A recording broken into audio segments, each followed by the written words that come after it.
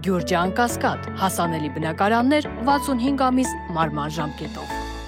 4 օր լռություն պահպանելուց հետո պատիվ ունեմ խմբակցության падգամավոր Մարտուն Գրիգորյանը հայտարարություն է տարածել, որում մասնավորապես նշում է, թե մեր քաղաքը դաշինքը կտա անհրաժեշտ քանակությամբ քվե։ Մյուս երկու ուժերի կողմից սատարվող տեխնացու Վարդան Ղուկասյանին առանց որևէ պաշտոնի, ակնկալիքի եւ որևէ պայմանավորվածության։ Վարչապետ Նիկոլ Փաշինյանը հյուրընկալել է պաշտոնական այցով Հայաստանում գտնվող Վիետնամի Սոցիալիստական Հանրապետության ազգային ժողովի նախագահ Չան Թան Մանի գլխավորած պատվիրակությանը։ Զրուցակիցները առանձնահատուկ ընդգծել են միջխորհրդարանական ձևաչափով համագործակցության շարունակականության կարևորությունը, ինչը կարող է հավելյալ խթան հանդիսանալ երկկողմ կապերի զարգացման համար։ Նիկոլ Փաշինյանը եւ Չան Թան Մանը մտքեր են փոխանակել նաեւ տարածաշրջանային նշանակության մի շարք հարցերի շուրջ։ Ադրբեջանի արտգործնախարարության մամուլի քարտուղարը Envoy ամսագրին տված հարցազրույցում դժգոհել է Հայաստանի տրամադրած ականապատ տարածքների քարտեզների ճշգրտությունից։ Նա հայտարարել է, որ Ադրբեջանին տրամադրված ականապատ քարտեզների ճշգրտությունը 25% է,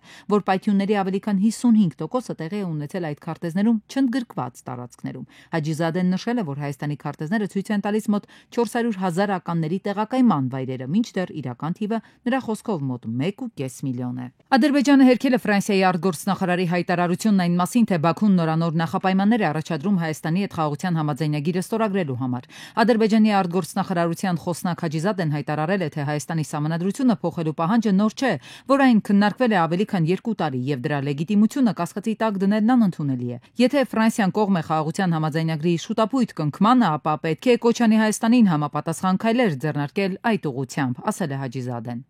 Թրամփն անհամբեր սպասում է Հայաստանի եւ Ադրբեջանի միջև խաղաղության համաձայնագրի ստորագրմանը եւ վավերացմանը, հայտարարել է ԱՄՆ պետդեպարտամենտի էներգետիկ ռեսուրսների բյուրոյի ավագ խորհրդական Էրիկ Ջեյքոբսը ելույթ ունենալով Ադրբեջանում։ Շնորհավորում եմ ձեզ Հայաստանի հետ խաղաղության պայմանագրի տեքստի ավարտի կապակցությամբ։ Նախագահ Թրամփն անհամբերությամբ սպասում է դրա ստորագրմանը եւ վավերացմանը, քանի որ կայունությունն ու խաղաղությունը կապահովեն տարածաշրջանի տնտեսական զարգացումը, ասել է նա։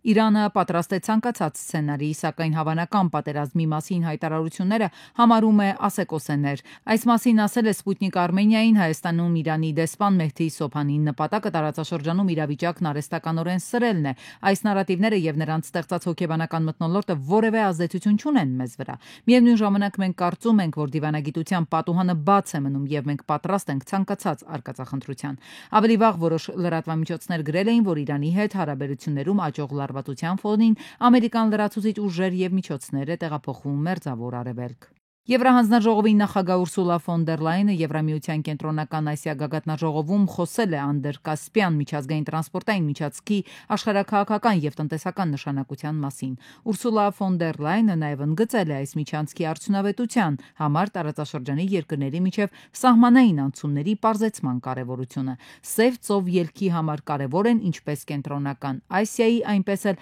հարավային Կովկասի երկրների հետ սահմանային անցումները, ընդգծել է նա։ Թուրքիայի եւ Ադրբեջանի հետ Հայաստանի սահմանների բացումը 30 տարի հետո կարող է արմատապես փոխել իրավիճակը։ Սա ավելի քան երբևէ կմոտեցնի Եվրոպան եւ կենտրոնական Ասիան, հավելել է նա։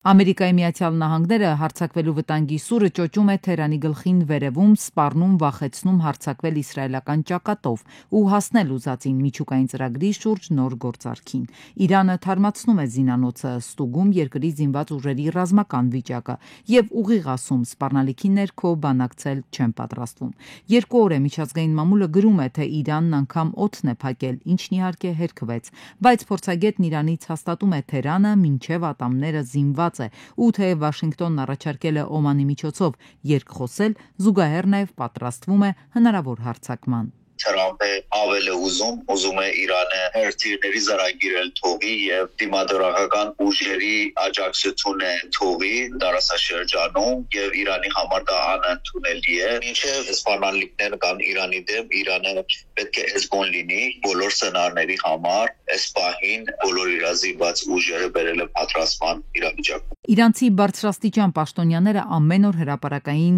խոսում պնդում են վախեցնել ու սպառնալու մոտեցումներն անընդունելի են համարում, միջնորդավորված բանակցություններ են համարում ելքը։ Փորձագետն ասում է, բացառված է, թե այս հարցում Իրանի որոշումը կփոխվի, բայց Ամերիկայի անկանխատեսելի նախագահն այսօր արդեն հարցազրույցում Իրանի փոխարեն որոշել է անմիջնորդ խոսել պատրաստ են։ Մոռացեք նամակների մասին, ես կարծում եմ, որ նրանք ցանկանում են ուղիղ բանակցություններ վարել։ Իրանը ցանկանում էր միջնորդներ օգտագործել, կարծում եմ, որ դա իրոք անհրաժեշտ չէ։ Նրանք անհանգստացած են, կարծում եմ, որ նրանք իրենց խոցելի են զգում, եւ ես չեմ ուզում, որ այդ զգացողությունն ունենան։ Հնարավոր ռազմական սցենարի մասին խոսելիս քաղաքագետը նաև տարածաշրջանային այլ զարգացումներ է կանխատեսում ու կարծում է, թե բախումը չի սահմանափակվի Իսրայել-Իրան ճակատով։ Ասում է, բացված պատուհանը բաց չի թողնի նաև Ադրբեջանը։ Եթե Իրանը մի բան թույլանա, այդ վտանգը կա, որ Ադրբեջանը իր նեգերդումները իրականացնի եւ հնանավոր է Իսրայելը երկրորդ ճակատը ուզենա բազի Իրանի դեմ Անդրկովկազի, տեսնում ենք, որ զենք են գուտակում Ադրբեջանում, դա միայն Հայաստանի համար չի։ Առհասարակ թուրքական երկու պետությունների Ադրբեջանի եւ Թուրքիայի համար թուլացած Իրանը մեծ երազանք է, ինչը չեն էլ թաքցնում։ Այդ ընթացքում Միացյալ Նահանգները հավելյալ ուժեր է ուղարկում Մերձավոր Արևելք։ Տարածաշրջանում պայթյունավտանգ իրավիճակ է ու գրեթե անկանխատեսելի է զենքի թե խոսքի ուժին կդիմի փաստացի հակամարտող կողմը։ Ադրբեջանը բնական գազ է մատակարարում 12 երկրի, դրանցից 10-ը եվրոպական երկրներ են, ի թիվս, որոնց 8-ը Եվրամիության անդամներ են։ Այս մասին Ալիևը հայտարարել է հարավային գազային միջանցքի խորհրդատվական խորհրդի 11-րդ նիստի ժամանակ։ Եվրոպա գազի մեր մատակարարումների աշխարհագրությունը անկասկած կընդլայնվի, քանի որ մենք արդեն աշխատում ենք եվրոպական մի շարք երկրներում գազաբաշխիչ ցանց ստեղծելու ուղղությամբ։ Նրա խոսքով հարավային գազային միջանցքը ներկայումս աշխատում է ամբողջ հզորությամբ։ Նրա համոզմամբ միջազգային ֆինանսական ինստիտուտները, այն ինստիտուտները, որոնք որոշում են կայացրել կասեցնել օգտակար հանածոների հետ ուղղակիորեն կապված նախագծերի ֆինանսավորումը, գուցե պետք է դադարեցնեն այդ քաղաքականությունը, ասել է Ալիևը։ Իրանի նախագահ Մասուդ Փեզեշքյանը հայտարարել է, որ երկիրը չի ձգտում պատերազմել եւ ոչ մի երկրի հետ, եւ որ միջուկային էներգիայի խաղաղ օգտագործումը տեղ չունի երկրի անվտանգության եւ պաշտպանության դոկտրինում։ Մասուդ Փեզեշքյանը այս մասին նշել է Սաուդյան Արաբիայի գահաժառանգ արքայազն Մուհամմեդ բեն Սալմանի հետ հեռախոսազրույցում, ընդգծելով, որ իսլամական երկրները կարող են ապահովել խաղաղություն, անվտանգություն եւ առաջընթաց ամենաբարձր մակարդակով իրենց եւ տարածաշրջանի համար։ Թուրքիայում 648 մարդ հավի շաուրմայից թունավորվել եւ հայտնվել է հիվանդանոցում։ Թունավորման բողոքի նշաններով մարզի հիվանդանոցները դիմել ընդհանուր առմամբ 648 մարդ։ Շաուրմա վաճառող սրճարանը փակվել է 2 անց ձերբակալվել։ Համացանցում առաջին անգամ հայտնվել են 2023 թվականի հունիսի 24-ին Պրիգոժինի ապստամբության ժամանակ Վագների զինյալների կողմից ռուսական K-52 ուղղաթիռի խոցման կադրերը։ Քիմ Քարդաշյանը փորձել է կապ հաստատել Բիանկա Սենսորիի հետ, հենց որ իմացել է, որ ավստրալացի մոդելը բաժանվել է Kanye West-ից։ Այնուամենայնիվ Բիանկան անտեսել է Քիմին, բայց կարևոր էր նրան տեղեկացնել, որ Քիմն իր կողքին է, եթե եւ երբ նա երբևէ կարիք ունենա ինչ-որ մեկի հետ խոսելու, ասել է Insider-ը։ Գոյ թատրոնի կառավարման խորհրդի նախագահ ռեժիսոր Սարգիս Արզումանյանը տեղեկացրել է, որ Գոյ թատրոնի դատական գործընթացը նոր փուլում է։ Դատական նիստի ընթացքում դատավորը պահանջել է կողմերից որոշակի պարզաբանումներ։ Թեև մեր մյուս պահանջները դեռ սպասում են արդարադատությանը, դատարանը որոշում է կայացրել անցնել դատաքննության փուլ։ Հաջորդ դատական նիստը կկայանա մայիսի 16-ին։ Մեր պայքարը շարունակվում է եւ մենք կանգ չենք առնելու։ Ապրիլ ամիսը այս տարի կլինի տաք եւ բավարար տեղումներով օդի ջերմաստիճանը 1-ից 2 աստիճան նորմայից բարձր կլինի։ Այս մասին մամուլի ասուլիսի ժամանակ ասել է Գագիկ Սուրենյանը։ Հիմնականում ապրիլին գերակշռելու են արևադարձային լայնություններից ներթափանցող հոսանքները։ Սուրենյանի խոսքով, քանի որ ապրիլին տեղումների քանակի նորման բարձր է, ակնկալվում է, որ ապրիլին կլինեն բավականաչափ տեղումներ։ Երկրում դպրոցների 70-80%-ը կիսաավերված է, արձանագրում է Փաշինյանը եւ այս խնդիրը ուղիղ կապում երկրում կադրային սովի հետ, ասում է կադրային ճգնաժամը։ Կրթական փորձագետը այստեղ չի հակադրվում վարչապետին, ասում է նման անբարեկարգ կրթական համակարգում բարդ է ստանալ որակյալ կրթություն եւ դառնալ որակյալ մասնագետ։ Սա է թերևս պատճառներից մեկը, որ երեկվա կառավարության նիստում կառավարության ղեկավարը բարձրաձայնեց նաև կադրային սովի մասին, որովհետև լավ կադրեր կարող են պատրաստվել հենց դպրոցից սկսած, բայց վերջի 6-7 տարվա ընթացքում այն մարդիկ, որոնք դպրոցները ավարտել են, բուհերը ավարտել են եւ հիմա աշխատաշուկայում են, նրանք շատ անորակ կադրեր են։ Կրթության ոլորտի պատասխանատու նախորդային կառավարության սեղանին դրեց նախարարության ֆինանսական վերաբաշխման փաթեթը։ Նախատեսում են 2025 թվականի պետական բյուջեով կապիտալ ծրագրերի իրականացման համար հատկացված միջոցները նորից բաշխել, այնպես որ կես միլիոն դրամն ուղղվի դպրոցների շենքային պայմանների բարելավմանը։ Այս ծրագրի շրջանակներում շինարարությունը ավարտված է 45 դպրոցում, որոնք հիմնականում նոր կառուցված, վերակառուցված կամ հիմնանորոգված դպրոցներ են։ Վերանորոգումները մեկնարկել են այս տարվանից եւ ինչպես նաեւ կառավարության նիստի ժամանակ հնչեցվեց, հունիս-հուլիս ամիսներին գուցե արդեն առաջին դպրոցները, որոնք հիմա վերանորոգման ընթացքում են, ավարտված լինեն։ Կրթական գերատեսչությունից տեղեկացրին, որ 119 դպրոց դեռ պիտի վերանորոգվի, որոնցից միայն 6-ն է Երևանում։ Մարզերում այս խնդիրը ավելի ակնառու է, ամենասուրը Շիրակի մարզում է։ Սահմանամերձ եւ ոչ սահմանամերձ, այսինքն որպես սկզբունք այս դպրոցների ինտեգրացիան այլ հիմք է դրվել, այս սկզբունք է դրվել աշխատանքային խումբ է ձևավորվել միջգերատեսչական կառույցներից եւ այդ աշխատանքային խումբը ընտրել է այն դպրոցները, որոնց պայմանները քիչ թե շատ բավարարում են վերանորոգումով ժամանակակից պահանջներին համապատասխան դպրոցական միջավայր ստանալու։ Կառավարական կաբինետում որոշել են տարեվերջին երկրում վերանորոգված դպրոցների թիվը 80-ից 100-ի կհասնի։ Փորձագետն էլ հիշեցնում է, երբ կաբինետը ժամանակին փոխվեց, 300 դպրոց, 500 մանկապարտեզ ծրագիրը գործարկեցին։ Հետո սակայն պարզվեց, որ այդ 300 դպրոցը չի սպասարկի ամբողջ համակարգը։ Ծրագիր փող ունեցող հարուստների համար, ահա այսպես բնորոշեց Նիկոլ Փաշինյանը գյուղացիական տնտեսություններին աջակցության ծրագիրը, որով նախատեսվում է փոխհատուցել մինչև 100 հեկտար մակերեսով հացահատիկային կերակրային մշակաբույսերի մշակութային 1 հեկտարի հաշվարկով կատարվող հիմնական աշխատանքները, հարուցանք, բերքահավաք, սերմի արժեքի համար նախատեսված ծախսերի 50%-ը։ Փոխհատուցումը 1 հեկտարի մակերեսով հողատարածքի համար նախատեսվում է 80-ից 110 հազար դրամի չափով։ Կառավարությունում ծրագիրը իրականացնելու որոշում ընդունեց, սակայն միևնույն ժամանակ հայտարարեցին, որ այն անարդյունավետ է։ Հաստատեցին, հարուստներն ունեն խոշոր հողատարածքներ, նրանք էլ կօգտվեն։ Հարուստները չեմ ասում մանը Բիլ Գեյթսը, բայց տեղական մասշտաբով հարուստները կօգտվեն։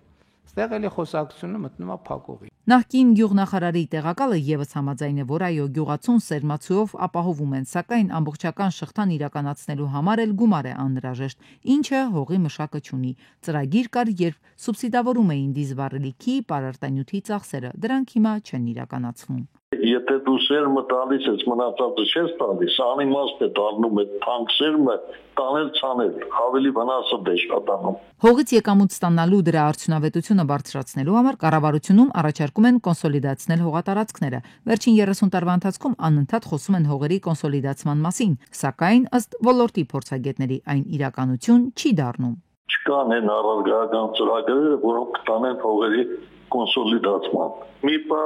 ՖԱՕ-ի աջակցությամբ շատ լավ ծրագրեր սկսեցին իրականացնել, բայց հետո դրությամբ առարգական գործ չարվեց։ Շոշափելի ձևով այդ ծրագիրը իրականացվեց։ Մի քանի հողակտոր ունեցող տնտեսվարողներին ծրագրով առաջարկում էին միավորել իրենց հողերը։ Նրանք տրամադրում էին գյուղտեխնիկա, պարարտանյութ։ Նախկին գյուղտնտեսության նախարարի տեղակալը երկու համայնքներում կատարված հողերի կոնսոլիդացիայի արդյունավետության մասին ասում է, ծրագիրն արդյունավետ էր։ Ասենք ես 3 տեղ հող ունեի, ընտրում էի մի տեղ, որտեղ հողի տարածությունը մեծ էր եւ պայմանավորվում էի իմ կողքի հարևանների հետ, որ իրենց հողը փոխում էի իմ ուրիշ տեղ գտնվող հողի հետ, այսպես գտնում էին շփող տարածքներ եւ կարողանում էին համաձայնության գալ, ովքեր որ կոնսոլիդացնում են իրենց հողերը։ Շահագրգռվածություն էր ստեղծում եւ հատիկ գործը առաջ գնաց։ Բայց հետո էլ դադարեց ու այսպես շոշափելի բան չի արվում։ Սկսեցին թմկահարել կոոպերացիայի ձևավորումը կոոպերատիվներ, բայց ցավոք սրտի էլ օգուտ չտվեց, որտեղ մեր ժողովուրդը չի սիրում միավորված աշխատել։ Ընդհանուր հողերի կոնսոլիդացման ծրագիրը սկսվել է դեռ 2 տարի առաջ։ Ծրագրից օգտվելու փոխհատուցման պայմանագիր կնքելու համար շահառուն մինչև հողերի գնման եւ միավորման աշխատանքներ սկսելը պետք է դիմի էկոնոմիկայի նախարարություն։ Միավորված կոնսոլիդացված հողամասի հանրագումարային մակերեսը պետք է առնվազն 5 հեկտար լինի, ընդ որում փոխհատուցումը ոչ ավելի քան 200 հեկտար է։ Էկոնոմիկայի նախարարությունից հայտնում են, որ այս պահին շահառուններ կան Կոտայքի, Լոռու եւ Արագածոտնի մարզերից։ Չծխող տղան գնում է բանակ, զորացրվում է ծխելու սովորությամբ։ Ազգային ժողովի փոխնախագահին է սա անհանգստացնում։ Առաջարկ ունի, ասում է, ծխախոտ գնելու համար նվազագույն տարիքային շեմը 18-ը դարձնենք 21։ Երիտասարդը պարտադիր զինվորական ծառայություն է անցնում եւ 18 տարեկանն է շեմը եւ ընտանիքներից հեռու գտնվելով, շատ արգելող բաներից հեռու գտնվելով, նաեւ միջավայրից հեռու գտնվելով, մի քիչ էլ, չգիտեմ, կարոտից, մյուսների օրինակին հետևելու այդ բանից ելնելով, բնույթից ելնելով, սկսում ծխել, որը շատ վատ իհարկե բան է։ Այստեղ միջազգային փորձից է օրինակ բերում խորհրդարանի փոխխոսնակը։ Միացյալ Նահանգներում սրճարանները 21 տարին չբոլորացներին անգամ գարեջուր չեն վաճառում։ Հատկապես բանակում իհարկե ծխախոտի օգտագործումը շատ վատ ազդեցություն ունի համ կանոնադրական հարաբերությունների տեսանկյունից, համ սոցիալական տեսանկյունից։ Մեկը կարողանում է լավ սիգարետ գնել, մյուսը չի կարողանում, իրարից են ուզում սիգարետ ծխելու հատուկ վայրեր կան, այնտեղ զրույցներ են տարբեր տեսակի տեղի ունենում։ Հակածխախոտային մտորումների մեջ Արշակյանն առաջարկում է նաև, որ զորամասերի ու համալսարանների տարածքում արգելեն ծխախոտի վաճառքը, իրար փոխանցումը, ասենք օրինակ զինվորի ընտանիքն էլ չկարողանա այն զորամաս տանել կամ ուղարկել։ Առողջապահության ոլորտի փորձագետը թեպետ անցուխ միջավայրի կողմնակիցն է, սակայն այս հարցում վերապահումներ ունի։ Նախ սկսենք նրանից, որ չկա այսօր ստուգող, կարգավորող, կառավարող կոմպոնենտ եւ այսօր դեռ հələ ֆակտ է, մինչեւ 18 տարեկան ծխախոտի վաճառքի արգելքը գործում է Հայաստանի Հանրապետությունում, թե ոչ։ Տարիքային շեմը բարձրացնելու փոխարեն փորձագետն առաջարկում է արգելքի արդյունավետությունը լավ արգել։ Ազգային ժողովի փոխնախագահին ծանոթ մեկնաբանություն է, ասում է գործընկերների կարծիքներն էլ են տարբեր, բայց այս մեկը հատկապես մատնանշում է, ֆիքսել են։ Այս պահին գործող իրավական կարգավորումները չենք կարողանում վերահսկել, չենք կարողանում դրա խնդիրները կարգավորել, բայց նաև մի հատ նորից կոմպոնենտ ենք ավելացնում, ավելի խստացնող, որը նորից չենք կարողանալու վերահսկել։ Մեր երկրում 16 տարեկանից բարձր բնակչության գրեթե 28%-ը կանոնավոր ծխում է, եւ չնայած այդ թիվը կրճատելու համար գործադրվող ջանքերին, առնվազն վերջին տարիներին պաշտոնական հետազոտությունները միայն արձանագրում են թիվն աճել է։ Դե իհարկե շուկայում նաև փոխարինիչներն են ավելացել։